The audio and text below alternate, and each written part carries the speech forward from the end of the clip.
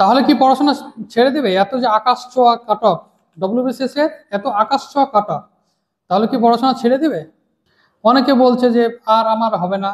আমারও এক সময় মনে হলো, একটা গ্রুপে আমি বললাম যে এই ডব্লিউবিসিএস এর আশা হয়তো এবার ছেড়ে দিতে হবে, গ্রুপের আশা। কিন্তু ভাবলাম, পাচ্ছে তো কেউ না কেউ।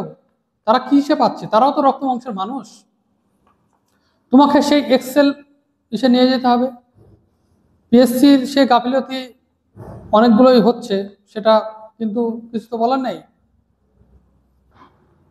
নিজেকে আরো ইমপ্রুভ করার চেষ্টা করতে হবে। হয়তো এবছর তোমার হয়নি, কিন্তু দেখা গেলো সামনের বছর এর থেকে তুমি যে এবছর যে পরীক্ষাটা দিয়েছিলে এর থেকে তুমি খারাপ এক্সাম দিলে, কিন্তু সামনের বছর হয়ে গেল। অনেক সময় লাক ফ্যাক্টরও কাজ করে।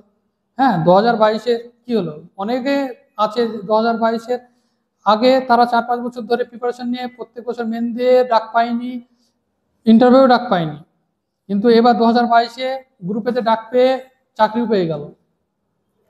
তো এইরকমই হয়তো সামনের বছর বেশি ভ্যাকান্সি থাকবে, সেই আশাই মনে চাষা। হ্যাঁ, তো সেই আশায় আমাদের প্রিপারেশন নিয়ে যেতে হবে। আর এখানে কোনো খামতির কোনো গল্প নেই, এখানে কোনো শর্টকাট কোনো ট্রিক নেই। শর্টকাট কোনো ট্রিক তুমি পারবে না।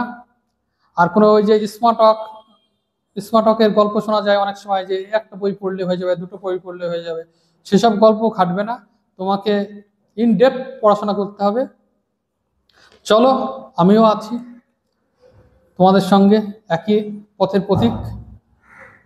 দেখা হবে যুদ্ধের ময়দানে।